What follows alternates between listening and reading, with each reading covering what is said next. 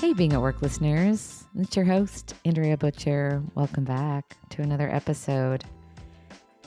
I spoke at a conference in September 2024 with today's guest, and she not only highlighted a lot of research, but I could tell in her message how personally important the work is.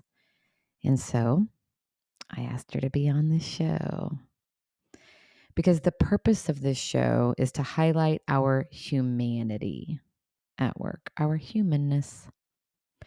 And our guest today has made it her mission to positively impact what it's like to be a woman at work.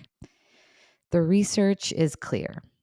It is good for business when organizations invest in their female talent.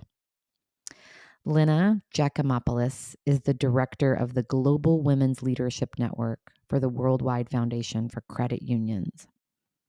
Their big goal is seeing that women are in 50% of the leadership roles within the global credit union space. And their initiative is called, I love this title, is called We for She, because after all, we are all in this together. And as you'll hear, and as I noted when I first met her, her personal journey fuels her passion and commitment to this work. She says that we have a responsibility to change the current numbers for women. So listen in as we dive into what holds women back in accessing leadership positions. You might be surprised to hear the number one barrier, according to the research that she will share. We're also going to talk about what organizations and individuals can do to move the needle. And while a lot of her focus is in the credit union space, absolutely the information that she shares is valuable for all organizations. The work she does is global. So we'll also talk a little bit about the global nature and then how important it is to really focus in on what regional areas need women in those areas. So here you go. Check it out.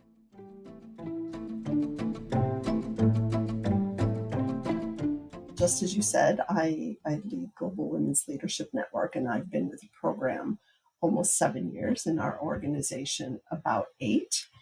I guess I've been back in the U.S., I should say now, for almost 12 years.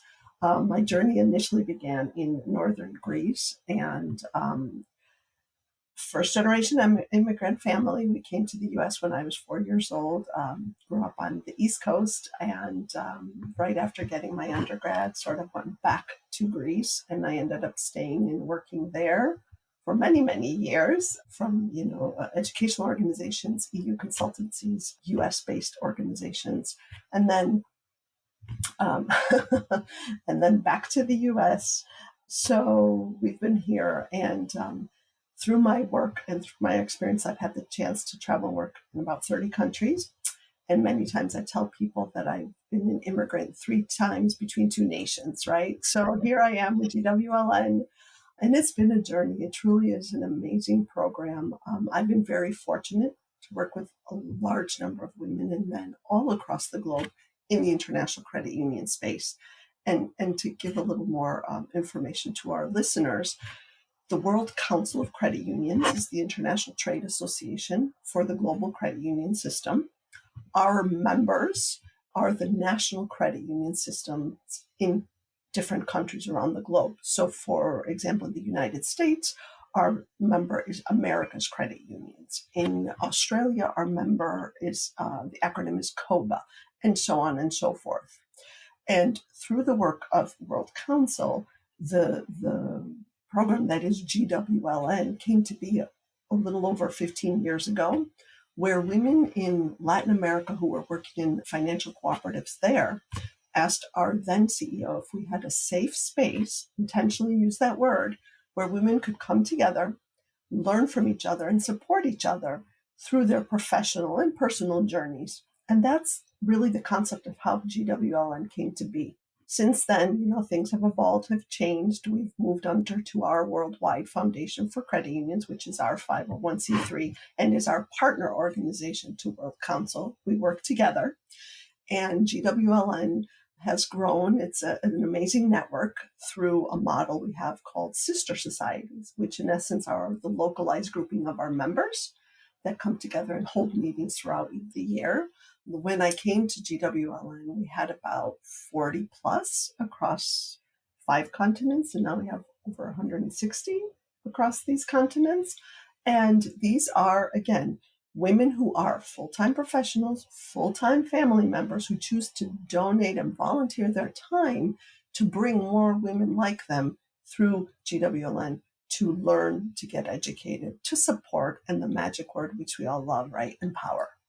Long intro, but just to set the stage for our audience. It is such great work, and clearly your passion shines through.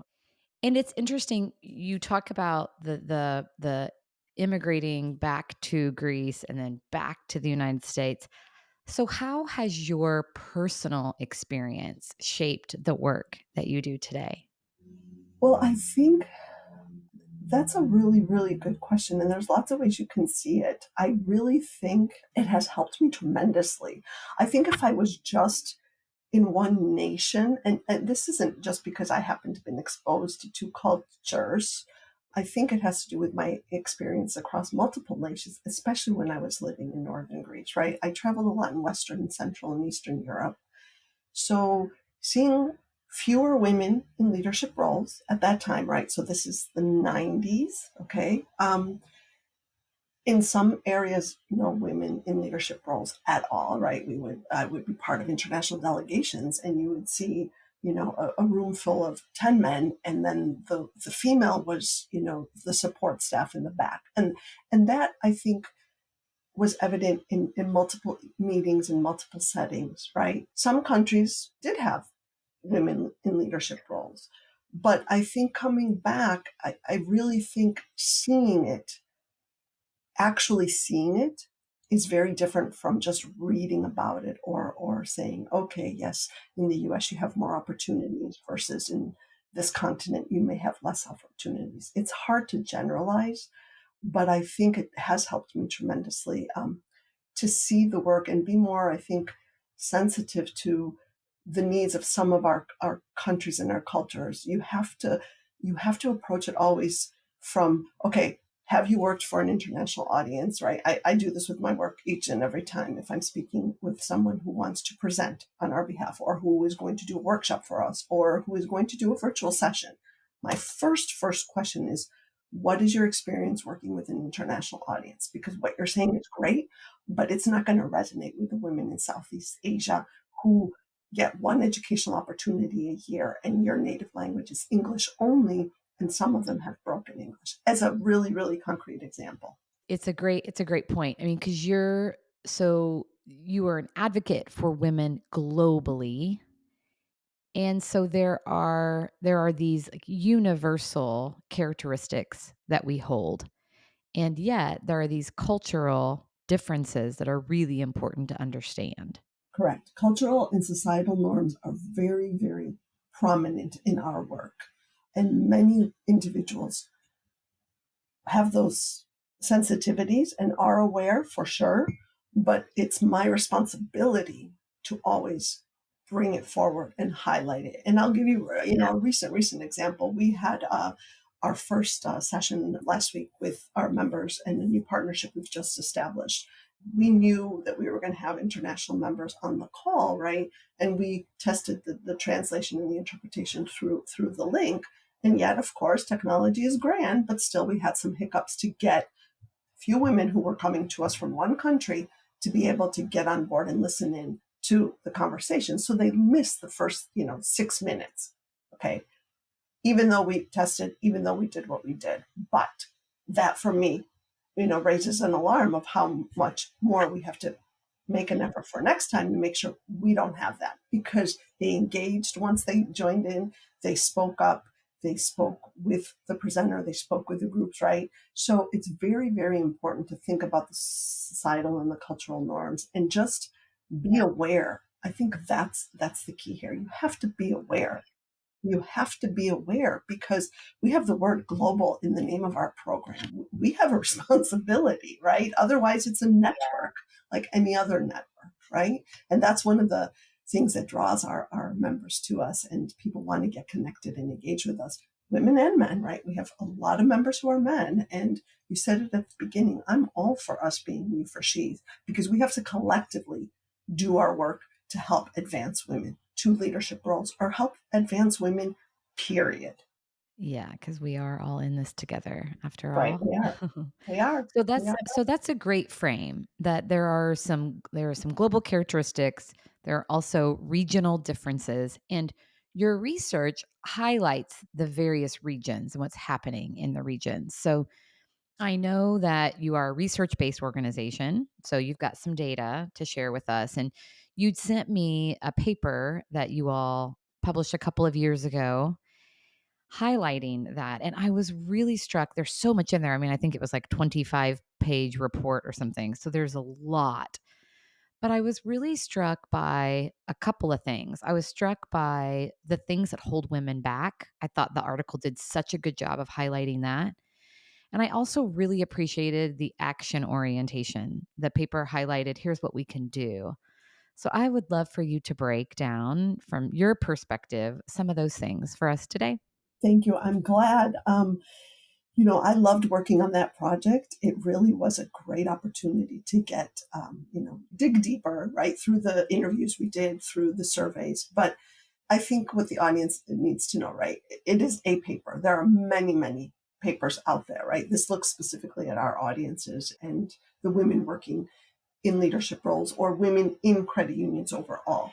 I think that the couple of the big things that we want to highlight here for our audience is the barriers, right? Everybody pretty much generalizations of the barriers that do hold women back. And what intrigued me and I thought was was quite shocking, to tell you the truth, was the number one, at least based on this paper at this time, right, a few years ago, the number one thing holding women back actually is themselves, right? The lack of the confidence to advocate for themselves.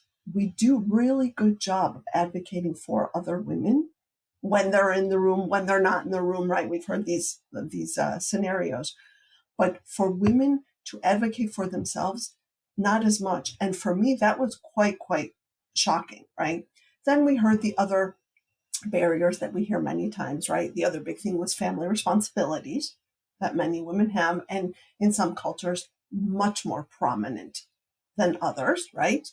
And then the other one, which is, I would say, kind of, I don't want to use the word disheartening, but it's a reminder of how important it is to keep doing our work, is that women are often held to a higher standard than their male counterparts.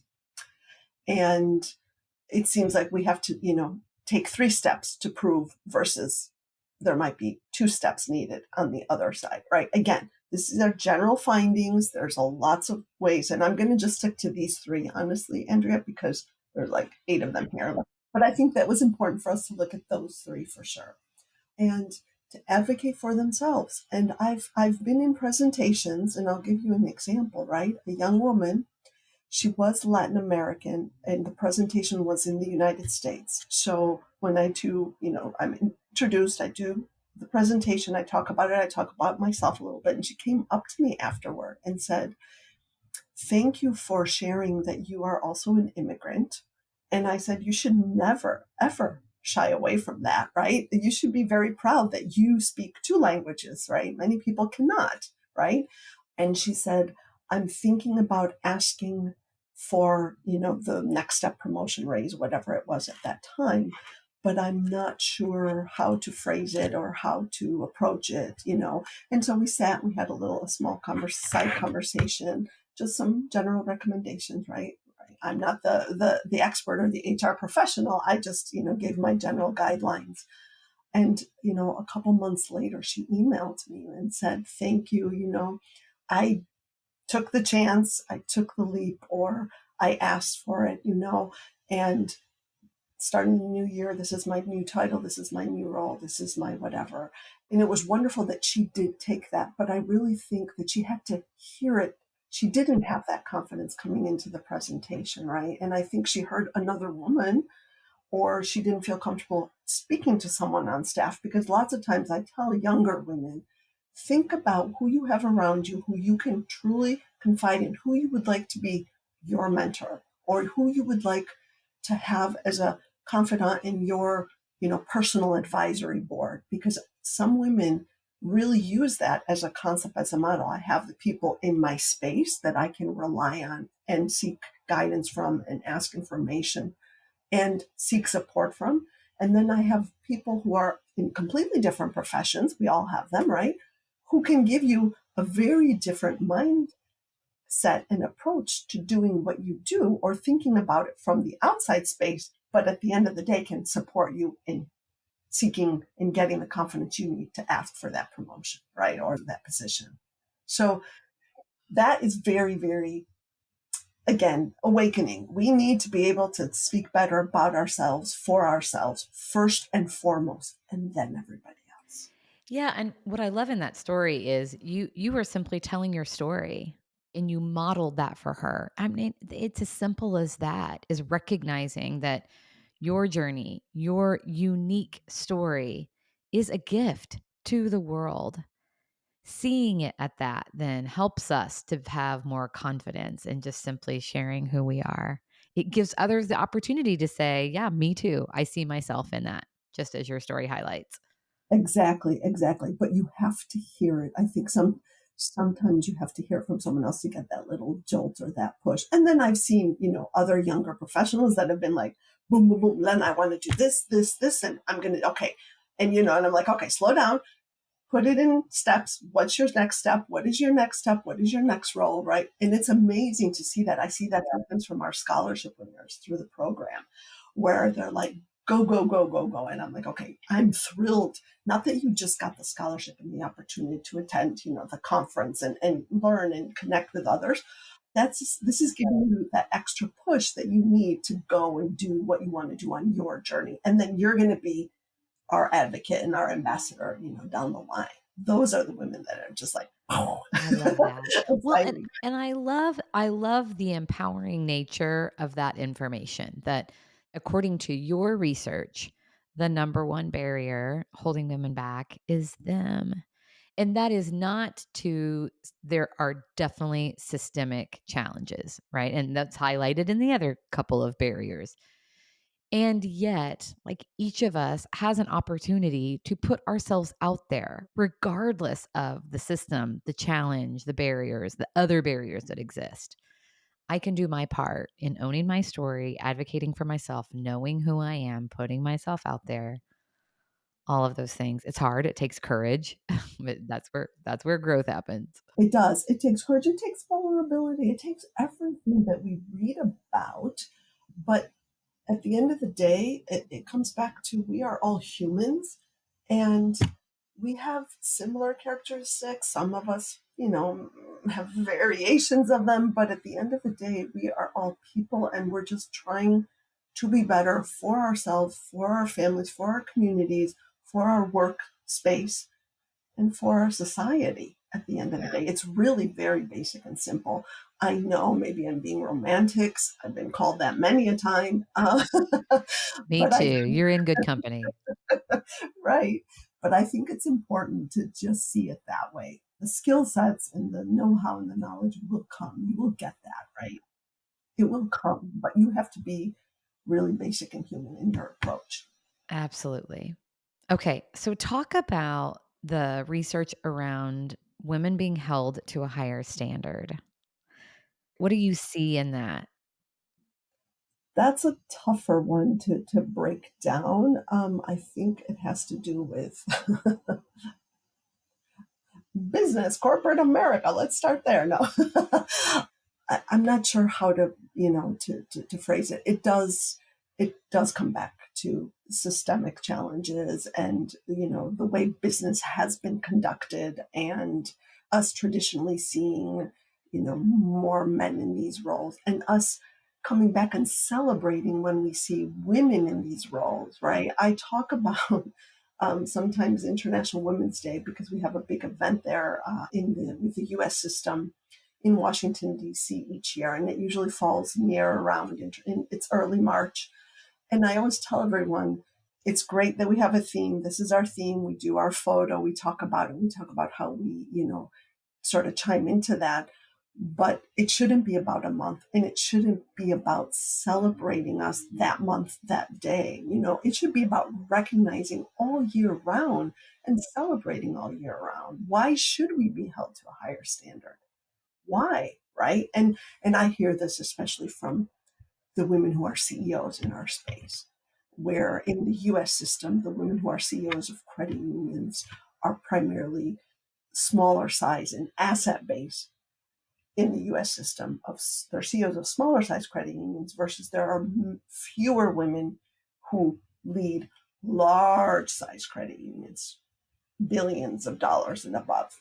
That's how they break it up in the credit union space system, how we see it in our system here. So if women are held to a higher standard, well, bring your male colleagues to that standard too. Hold them accountable too at the end of the day, right? Push back. I push back both on my leader who is a male and I push back on my leader who is a female. And I blatantly said, why do I need to do this? And, sometimes the answer is not what I want to hear, but we have to question some things and we have to speak up. And many times I tell women, it isn't just about getting that seat at the table. Make your voice heard when you are, or own the room, or own the chair, whatever expression you want to use. It is important to make your voice heard because I've had male CEOs tell me, Len, I gave her the opportunity. She sat at the table and she didn't use her voice.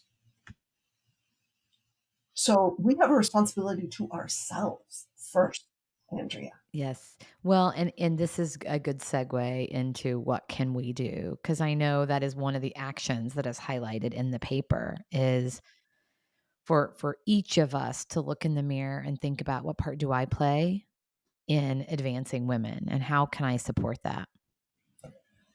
Lots of ways, obviously.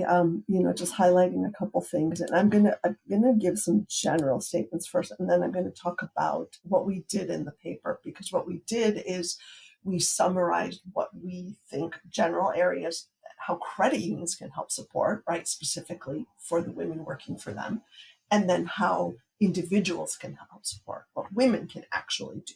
Right, we're talking about investing in women.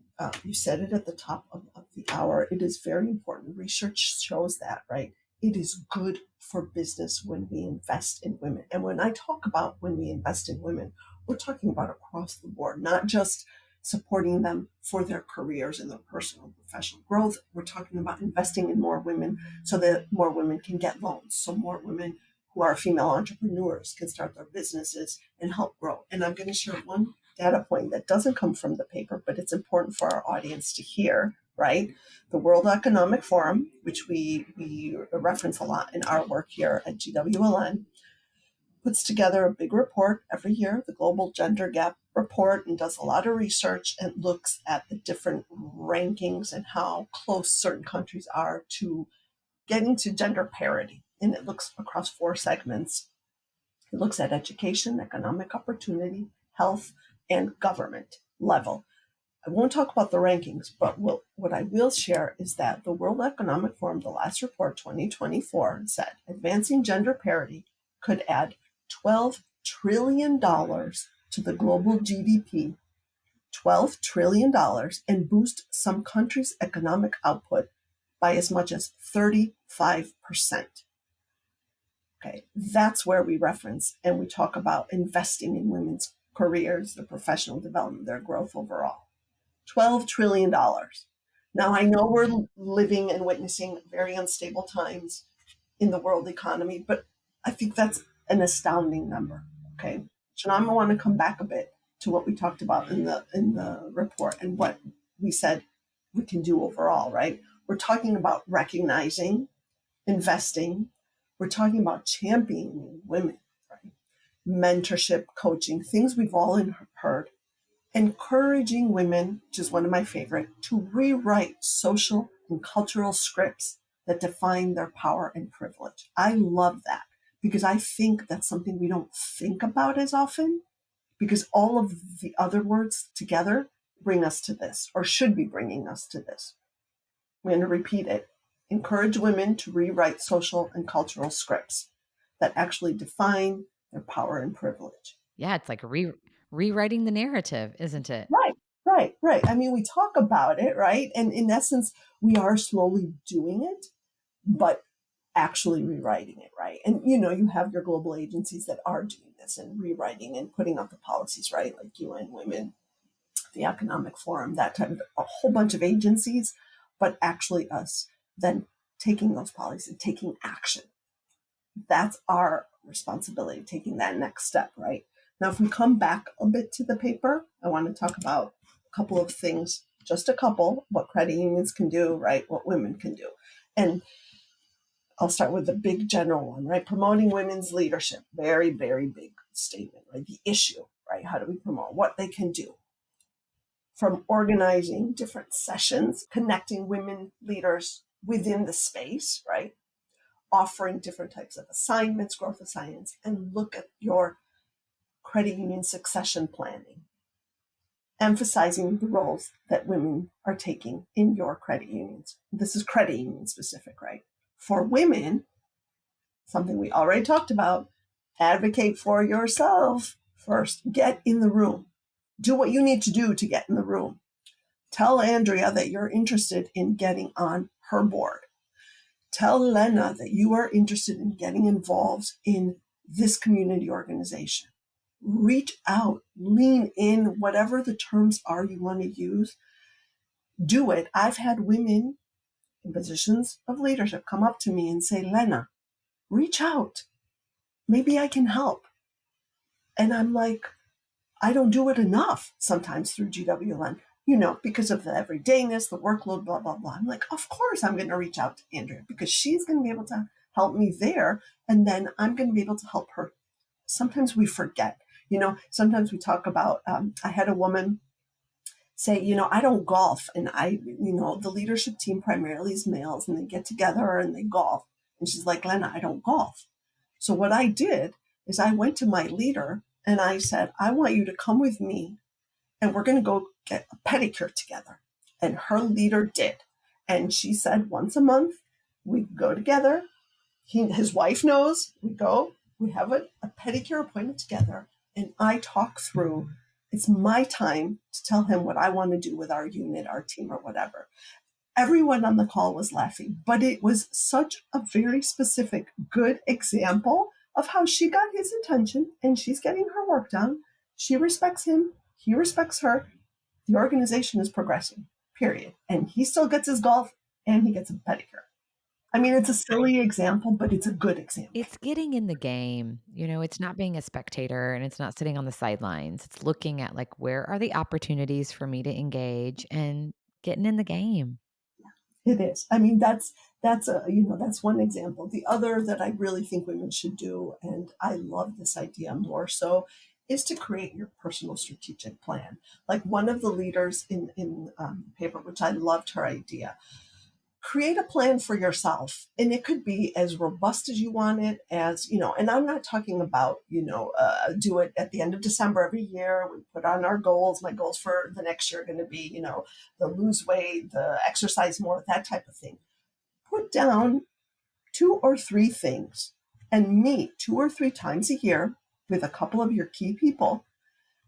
Have them hold you accountable. And then at the end of the year, do the debrief and say, okay, I said I was going to seek a board position. I was going to get the extra certification I needed because I want to get into that leadership role next year because my CEO said he's retiring, right? You have to develop it for yourself first, and then you have to see what you need to do to help you get to the execution of the plan. I think it's very important. Again, it doesn't have to be, I'm going to conquer the planet and I need, these 43 degrees and these types of trainings. But it is going to be, how do I get one step closer to conquering the planet? then I need these two certifications and I need to have these conversations with these people. That's how you do it. And you break it down and you do it for yourself. And it could be something as simple as I want to become the best call center director I can be, an XYZ financial cooperative in the Philippines. And I want to be the VP of marketing in XYZ credit union in Brazil, or financial cooperative in Brazil, however we call it. Our world is credit unions, financial cooperatives. And it is the International Year of Cooperatives. So why not do it this year? Well, and it's your strategic plan. So it can be whatever you want it to be. The key is that it's strategic. Correct. And have it in a space where you want it. Some people have like the idea of a vision board. Everyone works differently. I don't like that. For me, it's Lena, but I know I have things, in my space which make me happy, positive, just giving you that energy, that boost. And it could be as silly as like I'm fortunate to be working remotely and working from home. And the whole space is filled with things that I have from my trips through Global Women's, right? And my other international journeys. And it's so great because here I'm like, oh, this is Brazil. Oh, this is my friend from Malawi. Oh, this is my friend from the UK, and it fills you. It really does. Feels you. Yeah. Mm. Well, I'm inspired. I love the idea of my own personal strategic plan. I do visioning. It's really big picture. I like breaking it down into a strategic plan. Yeah, and everyone has their own approach, right? It really does. Everyone has their own approach. There's another pearl of wisdom, if you will, in the paper. This woman is a retired CEO. She was in many, many large size credit unions, started smaller, went very, very large, very well known. And she said she started traveling and she had a young child and she pushed back on her board and said, I want to bring my nanny with me because just because I have a child, that shouldn't impose or shouldn't prevent me from being able to do my job and do it well for you because you board hired me. And she got it. Now, this is a US based scenario. Okay. So we have to make sure we're clear there, right?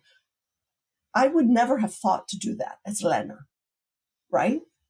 Good for her for however long she got it. For asking for what you need.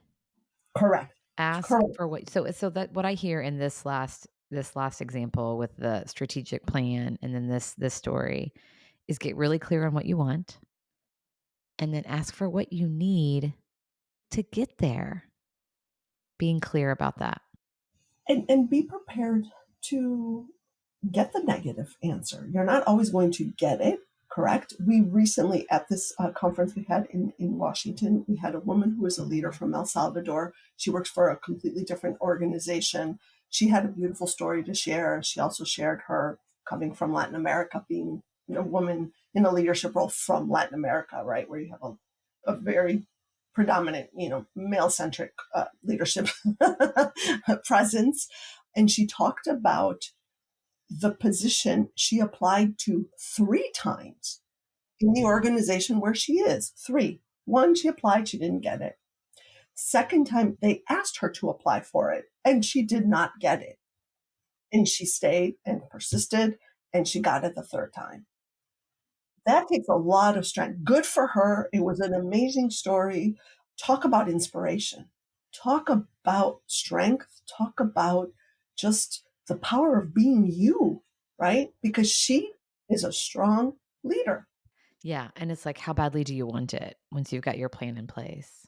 I know we've read this many times in the research, right? Women will not apply for a role unless they have more than 80% of what they see credential wise, versus men will apply for a role even if they may have 20 or 30%, right? Of the credentials.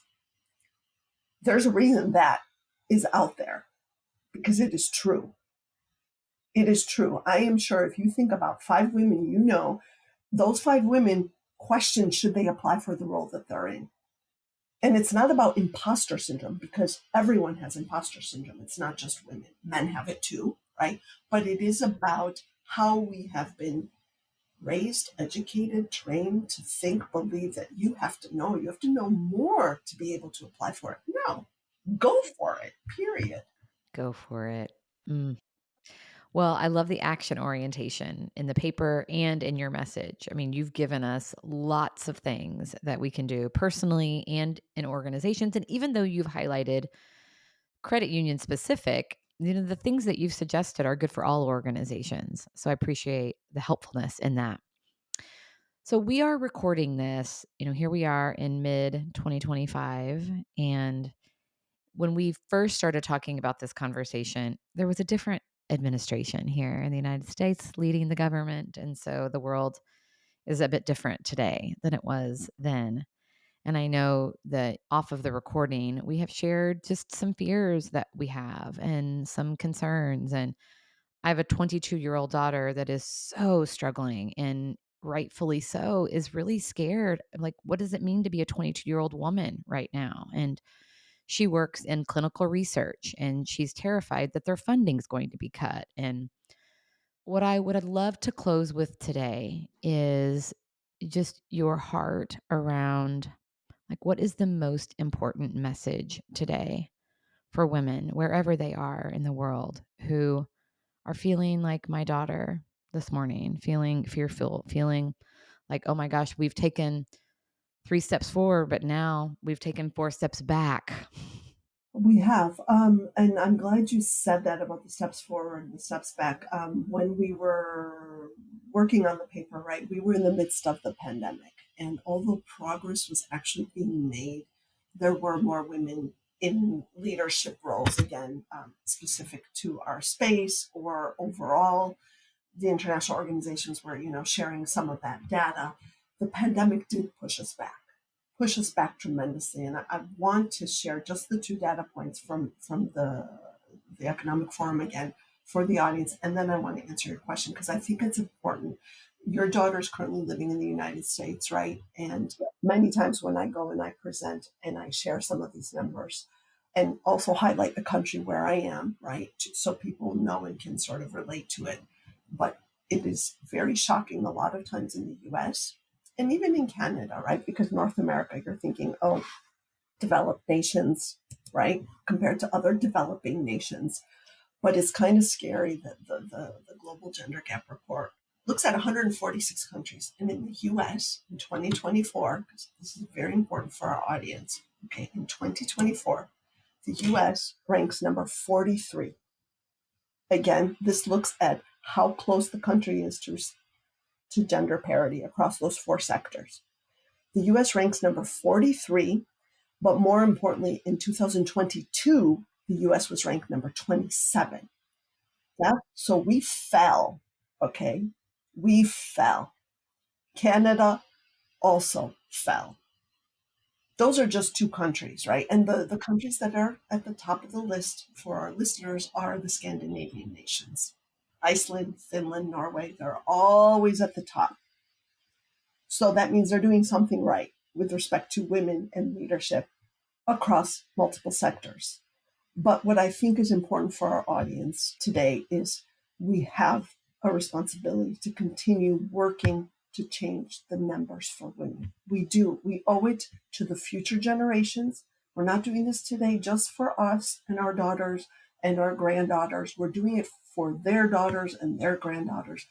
We have to. Otherwise, we're going to continue looking at these small numbers. We're going to say, oh, 30% of women in leadership, right? UN Women tells us there's just under 29% of women in managerial roles across the globe. That shouldn't be the case when you look at the population of the planet, right? There's more of us. So we have to continue working to change those numbers. And to young people or younger people, or even anyone on our call, it is hard, the situation we're living through. Things are going to change. Things are going to impact. Many people are losing their jobs across the globe. It is impacting our industry tremendously. It is impacting many industries, right? The global economy is going to keep getting shuffled and shaken and stirred, but we have to keep at it. Otherwise, these descending numbers are going to keep descending. And we don't want that. Otherwise, all that work that you said, those 2 steps forward that we did take, are going to go for nothing. And we don't want that. There are a lot of efforts being made. Get involved with your women's resource group in your organization or in your credit union. Get involved if you are a credit union person with Global Women's, right? I'm going to obviously shout that out. Look at other things that are happening in your community if you think you can help out, right? And it could be as simple as, I'm going to get on the community organizations board that does this. My background's in accounting, for example. How can I help them? Oh, I'm going to help be their treasurer, whatever. Look at your societies, look at what's happening around you, and see how you can make that difference. Because we all can, Andrea, we really can. And there's nothing that's too small or too large. We can make a difference. And if you're not sure, get in touch with someone who you think might know in your company, in your organization, in your community. There's lots of organizations and networks out there. A lot of them do similar things, right? Conferences, education, networking. But the networking piece, use it and make your network work for you. Or some people say, make your nets work for you. Well, I'm fired up, and I stand with you to continue to fight the good fight and do my part. And I mean, that's why we're having this conversation today, is just to highlight the opportunity and inspire and uplift. I mean, right next to feeling inspired and uplifted are all of these, like, oh gosh, I'm exhausted, I'm tired, but I'm going to keep going. That's what we do when things are important, and this one is. So, Lena, thank you so much. Thanks for sharing your heart. Thanks for sharing your story. Thanks for sharing all of this great research. I have all these stats that I can't wait to share with my people. If our listeners want to find you, where is the best place? The best place is cuwomen.org. Great. And you are also on LinkedIn. I am. So that's another place that you could find Eleni Giakoumopoulos. Well, I appreciate you. Thank you, my friend. Thank you. Thank you for the opportunity to share and just keep fighting the good fight, like all of us. Thank you for joining us for this episode. Please subscribe wherever you listen to your podcast to never miss a Being at Work story.